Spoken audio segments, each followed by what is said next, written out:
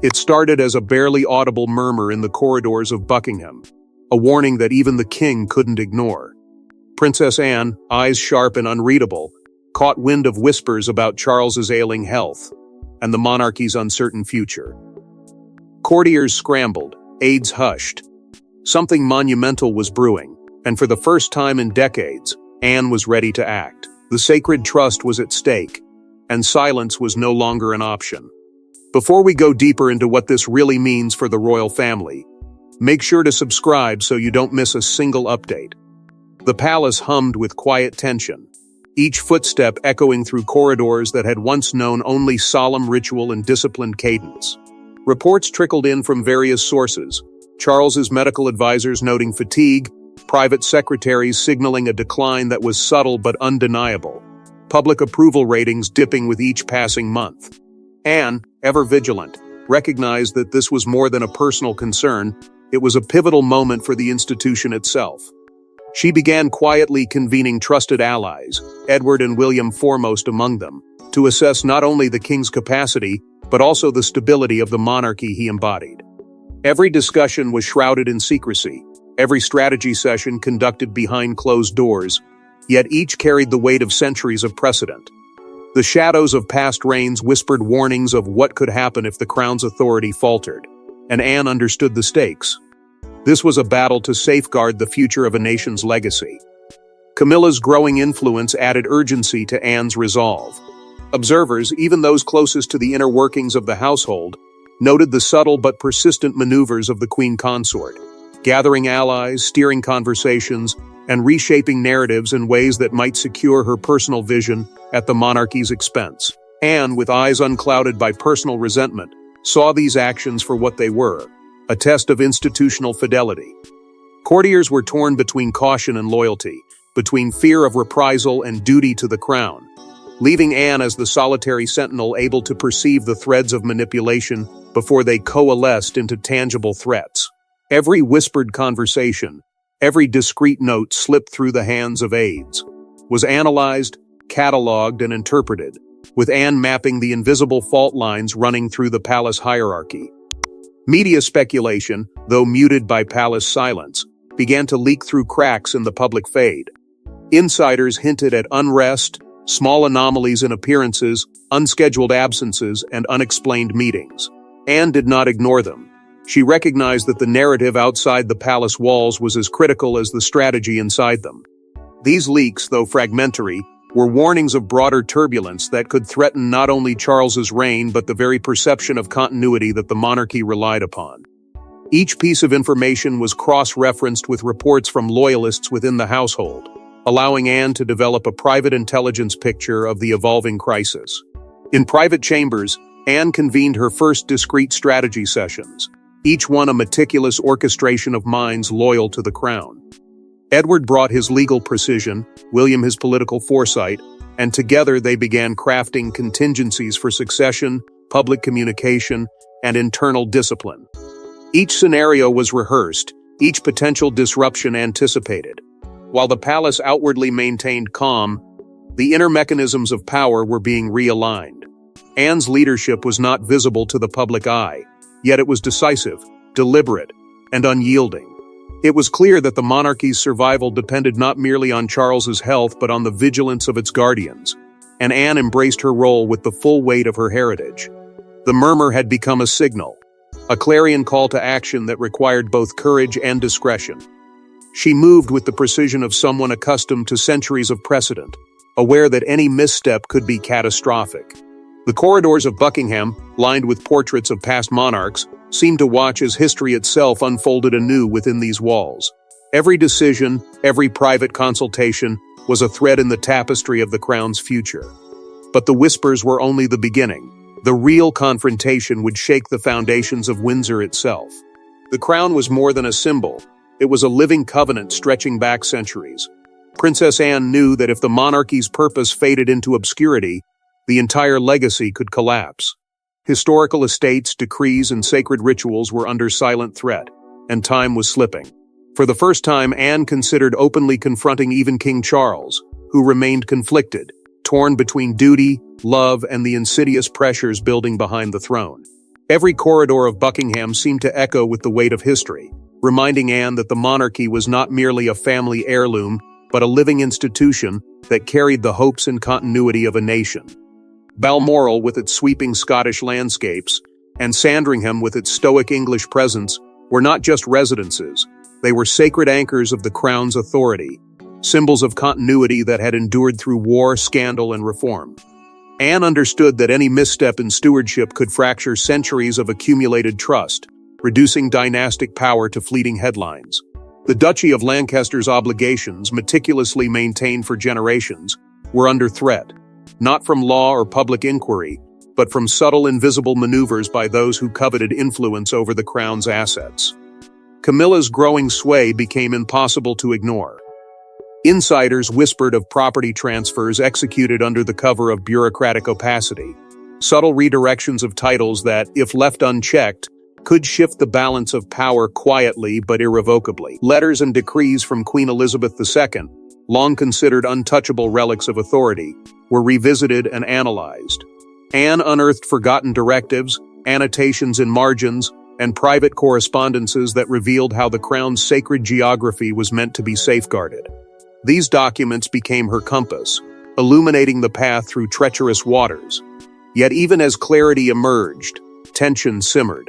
Every traditionalist ally who valued protocol and the sanctity of the monarchy now faced a dilemma: act boldly or risk being sidelined by opportunistic factions encroaching under the guise of loyalty. Public perception weighed heavily as well. Modern scrutiny, relentless media speculation, and the subtle erosion of respect for ancient rituals challenged the Crown's relevance. Anne saw the risk that symbolism alone would no longer suffice, that tradition unprotected could be rendered hollow. In private strategy sessions, she emphasized that the monarchy was a sacred trust, not a family business. Each policy review, estate inspection, and protocol consultation reinforced this principle, establishing a framework for decisive action. Even those closest to King Charles began to sense a shift. Anne was no longer a passive observer, but a sentinel of enduring duty, prepared to confront challenges that even the king hesitated to face. The palace itself became a stage for maneuvering. Courtiers aligned themselves subtly, weighing alliances while awaiting the first decisive move. Confidants whispered of tensions growing between the old guard of tradition and the newly emboldened faction seeking leverage over the Crown's assets. Every private corridor meeting, every discreet consultation with Edward and William, was a careful orchestration to ensure loyalty to the Crown, not ambition. Anne's strategy was as much about preservation as it was about demonstration, showing that guardianship required courage, foresight, and a willingness to act even against established authority, if the integrity of the monarchy demanded it.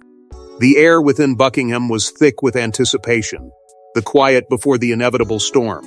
The weight of responsibility pressed upon Anne as she considered the delicate balance between confrontation and diplomacy, tradition and adaptation. Every detail mattered: estate records, letters patent, historical precedents, and the subtle signals from palace staff. Each element, meticulously evaluated, formed a lattice of strategy that would fortify the Crown against opportunists, internal fractures, and the creeping erosion of respect that modernity threatened to impose. Even King Charles, despite his affection and loyalty, seemed to recognize the necessity of Anne's vigilance. He saw in her relentless pursuit of protocol and preservation a reflection of the monarchy's enduring purpose. Yet the dynamics remained delicate. Any misstep could ignite rebellion within the very walls meant to safeguard tradition. Anne moved with precision, her mind attuned to the whispers, the coded warnings, the signs that power could shift unnoticed, quietly, but with catastrophic consequences. The stage was set, the players assembled, but betrayal would arrive before any declaration of loyalty. Reports now whisper of clandestine meetings, secret property arrangements, and manipulations that could erode the Crown's sanctity. Sources suggest Camilla, emboldened, sought to rewrite the rules while Charles remained distracted by illness. Anne discovered the extent of the deception, a violation of protocol so severe it could fracture the monarchy if exposed. The palace held its breath, as hidden acts of betrayal threatened to rewrite centuries of trust overnight. The earliest signs were almost imperceptible: an altered memo here, an overlooked letter patent there. but Anne's scrutiny left nothing unseen. Camilla's hand was subtle yet decisive, steering the king's decisions under the guise of counsel, while quietly reassigning estates and adjusting lines of influence.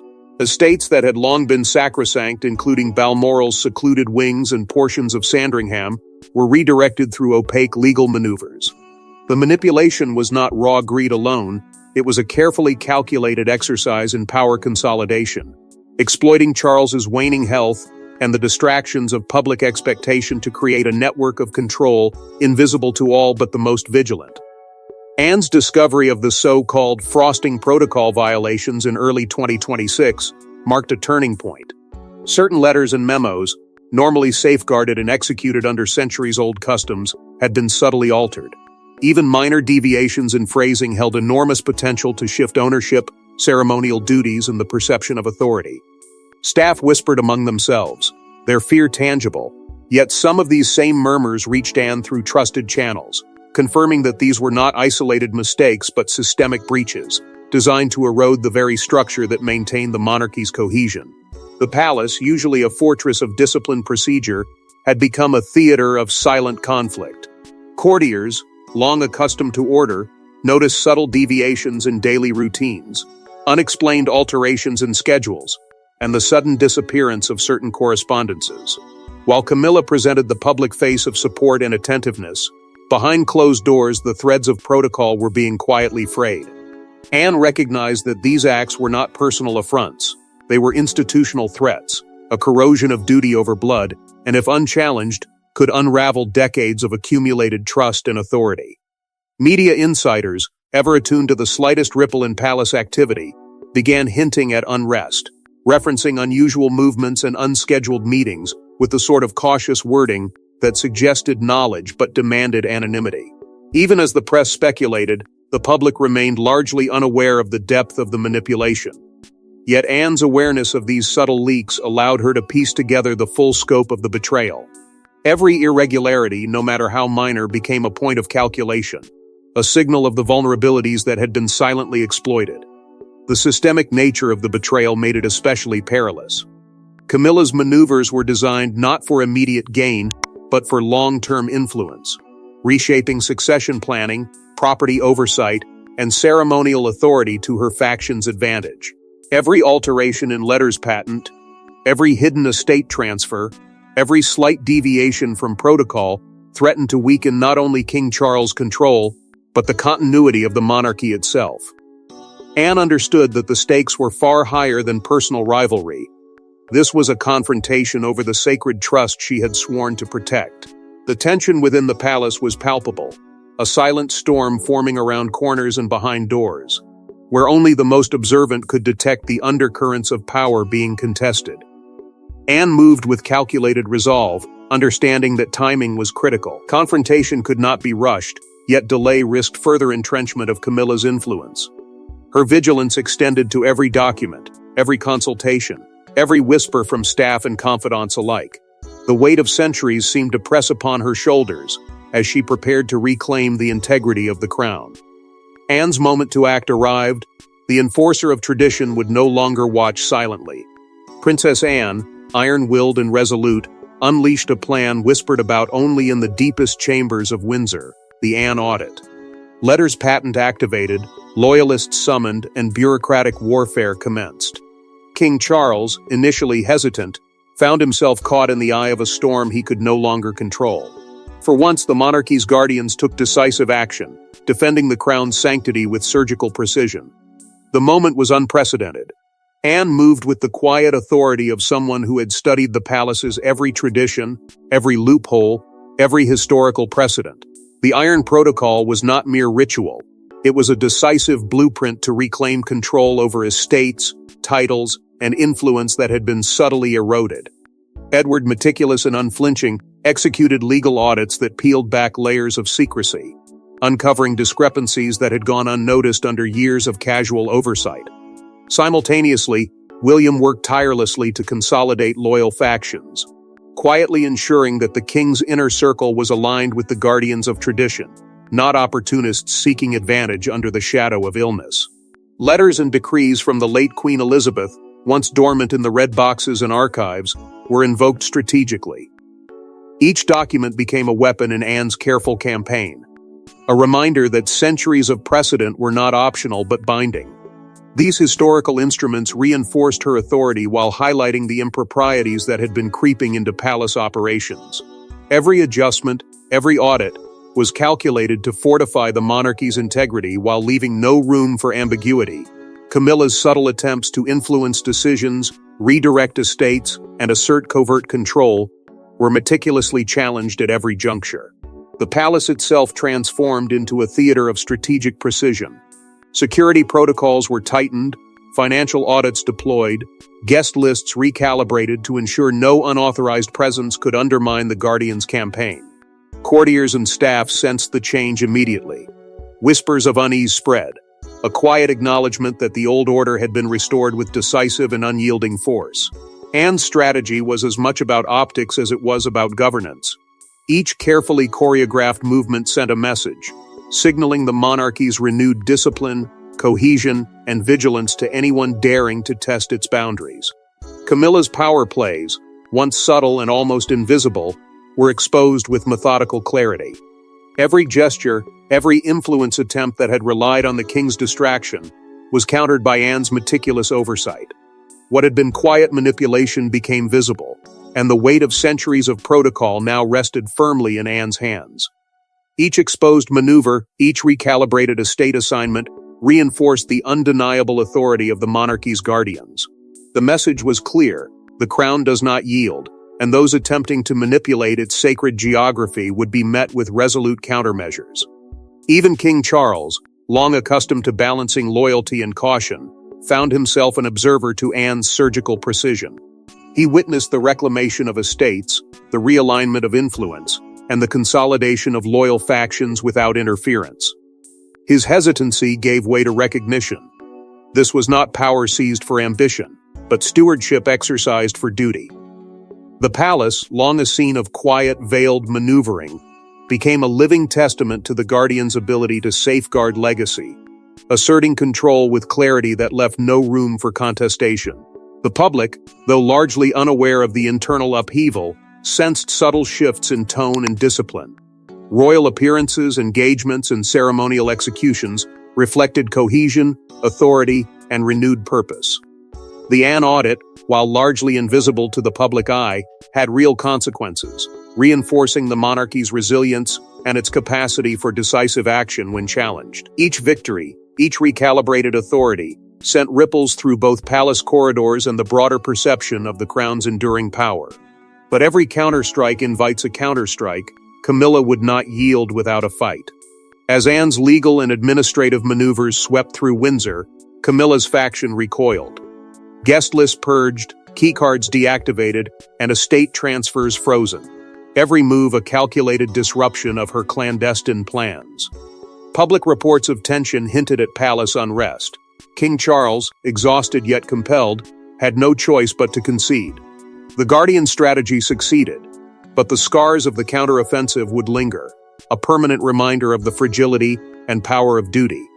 The administrative offensive was ruthless yet precise. Anne's directives reached into every corner of the palace machinery, exposing channels of influence that had quietly empowered Camilla's faction for years.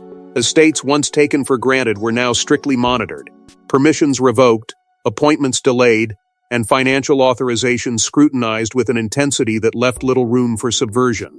Even her children, who had benefited from proximity and privilege, found their social leverage curtailed, their positions rendered symbolic rather than authoritative. The Guardian's actions sent a clear signal: manipulation within the household would no longer be tolerated, and the sacred geography of the monarchy was to be restored under the Guardian's resolute stewardship. The press, while careful not to expose the inner workings of the palace, began hinting at unrest, noting subtle changes in protocol, absences, and abrupt adjustments to scheduled appearances. Observers interpreted these shifts as signs of tension, but the precise scope of Anne's counteroffensive remained veiled.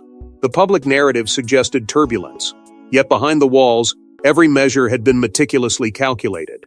Anne leveraged hidden letters, confidential audits, and archival directives to ensure that no further manipulation could gain purchase. restoring control to those who acted out of duty rather than ambition. King Charles, caught between fatigue and responsibility, watched the Guardians' strategy unfold with a mixture of relief and hesitation.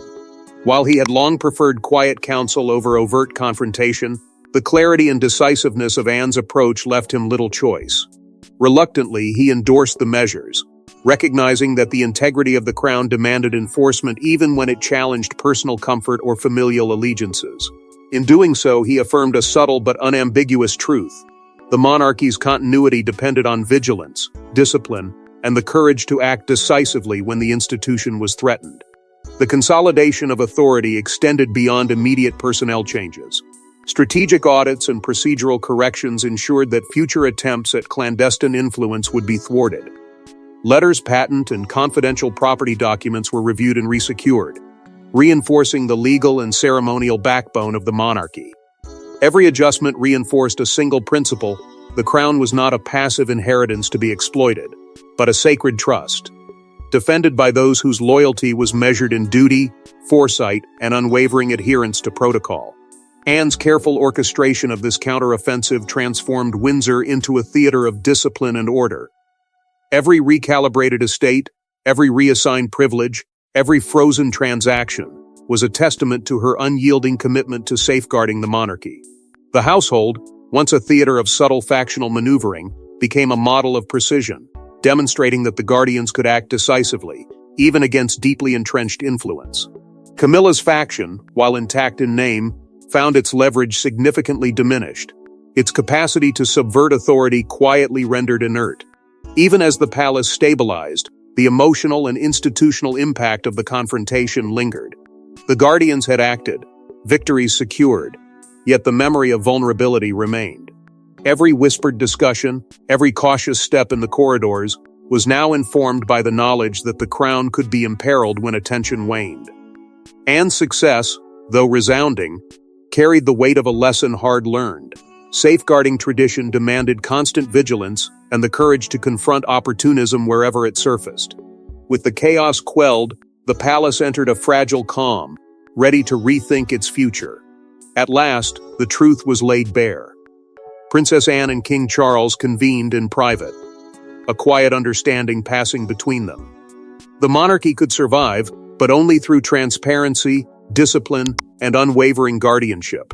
The Iron Protocol had achieved more than victory; it established a covenant for the future. The palace's legacy was no longer a silent inheritance. It was a deliberate, protected institution, ready to confront the modern world without compromise.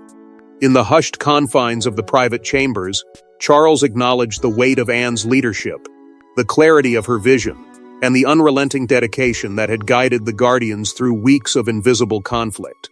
He recognized that her interventions were not acts of power-grabbing but exercises in stewardship, restoring the sacred geography of the monarchy with precision and foresight. Together, they mapped out a framework for succession planning, transparency, and renewed public accountability, agreeing that the institution's survival required structures that could withstand both internal ambition and external scrutiny. The restoration of the sacred trust became the centerpiece of their deliberations. Estates previously caught in the crossfire of clandestine influence were formally reaffirmed under traditional oversight. Decrees reinforced to reflect centuries of precedent, and public responsibilities codified to prevent further ambiguity. Every action was deliberate, a measured correction to ensure that future generations would inherit a monarchy untainted by manipulation, one whose authority rested on duty rather than personal favor. Letters and archival documents, once dormant, were invoked strategically to solidify this renewed foundation, leaving no room for misinterpretation or opportunistic claims. Anne and Charles also confronted the subtle but persistent threat posed by opportunistic factions. Clear directives were established to neutralize influence that sought advantage through distraction or coercion.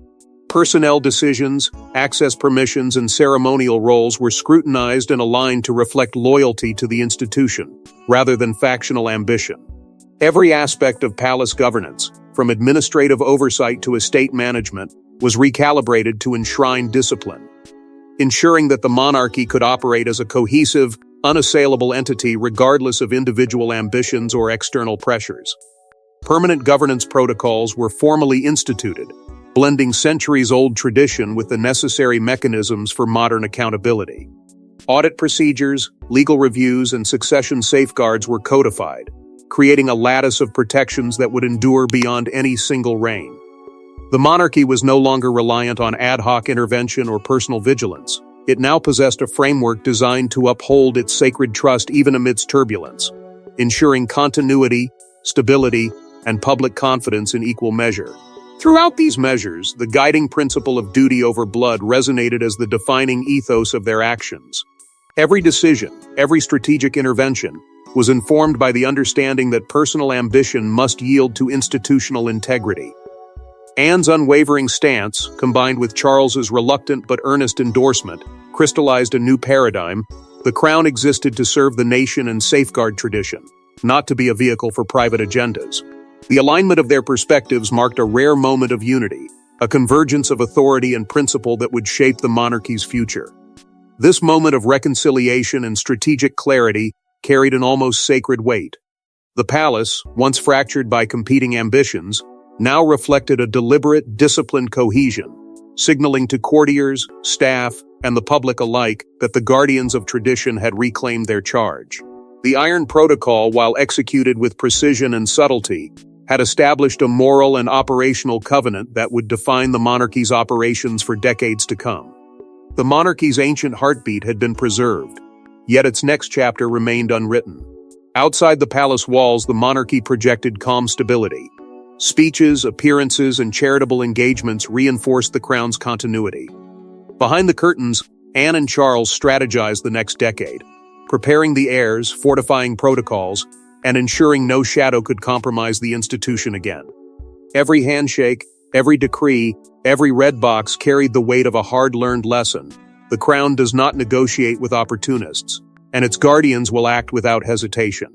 The public fate of poise and tradition was meticulously orchestrated, a choreography designed to reassure a nation that the monarchy remained steadfast despite weeks of unseen turbulence.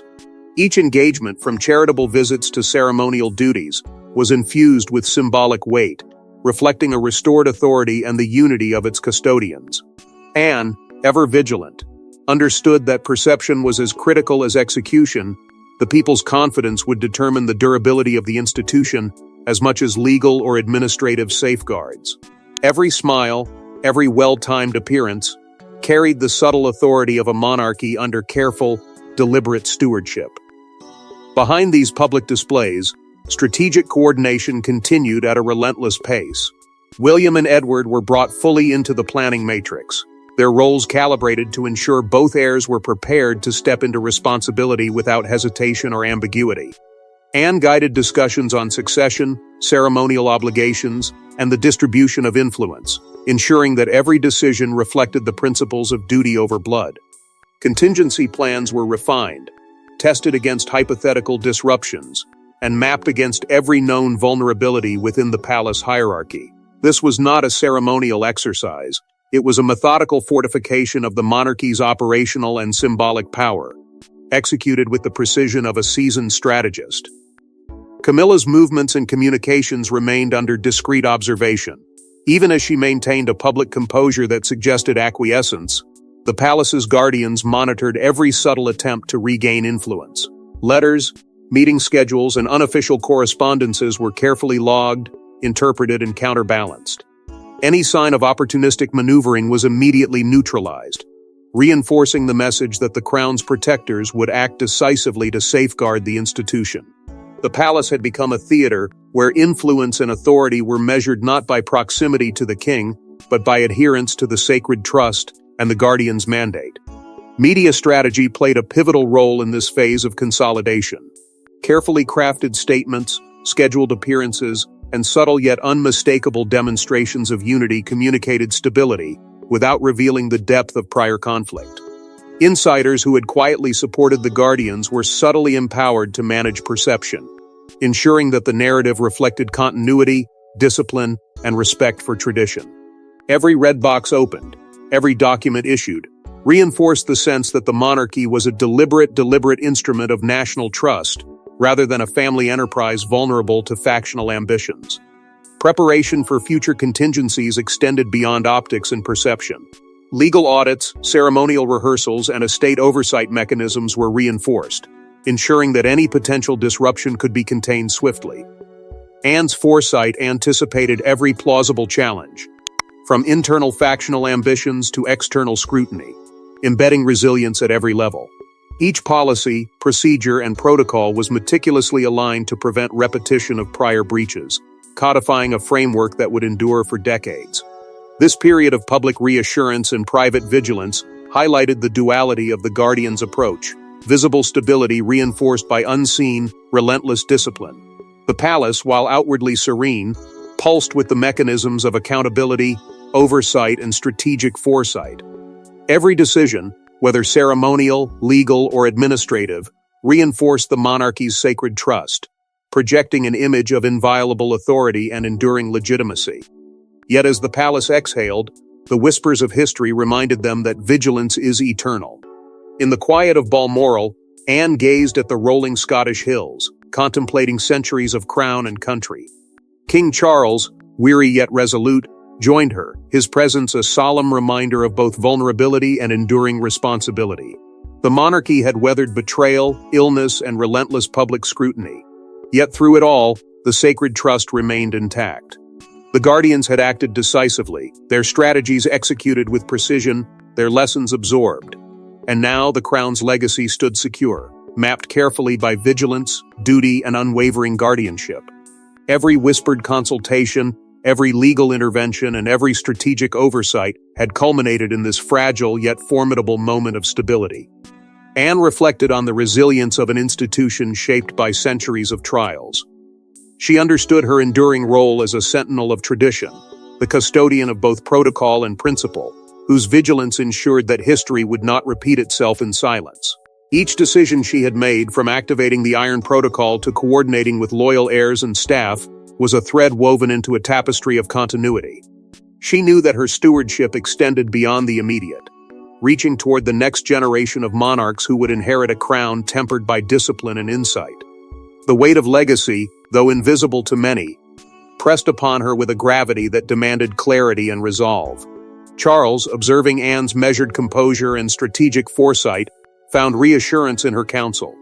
He recognized that true authority was not exercised alone, but guided by loyal and principled advisors who understood both the crown's historical significance and the delicate interplay of modern public expectation.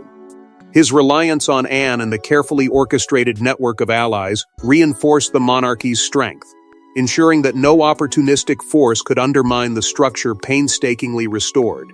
In his acceptance of guidance, he reaffirmed a fundamental truth: that leadership, tempered by counsel and discipline, fortifies even the most venerable institution against the vicissitudes of fortune. Symbolism, Anne knew, mattered as much as administration. Estates, ceremonial rites, and historical artifacts were not mere possessions. They were the physical manifestation of centuries of tradition and authority. Through careful preservation, the Guardians reinforced continuity, ensuring that every estate, from Balmoral to Sandringham, remained aligned with the crown's enduring purpose. Each ceremonial role, each public engagement, and each documented decree was a reaffirmation of the monarchy's constancy, projecting stability while subtly reminding both staff and public that the institution was safeguarded by meticulous oversight and unwavering guardianship. As the sun dipped behind the hills, the enormity of their achievement settled over Balmoral. The monarchy's narrative had been recalibrated, framed not merely for the heirs but for the nation itself.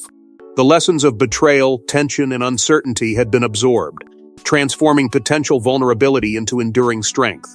Anne's meticulous vigilance and Charles's steadfast acceptance of counsel ensured that the crown was not a relic of the past, nor a fragile inheritance, but a living eternal institution whose sacred trust could withstand the challenges of the present and future alike.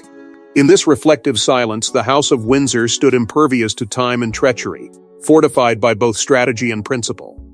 The Guardians' actions had ensured that the monarchy was prepared to face the modern world with resilience, clarity, and authority.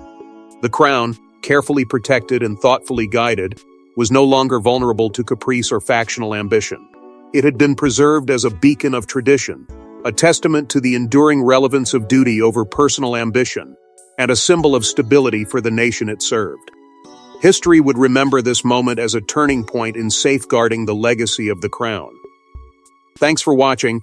Please don't forget to like and subscribe, and we will see you in next one.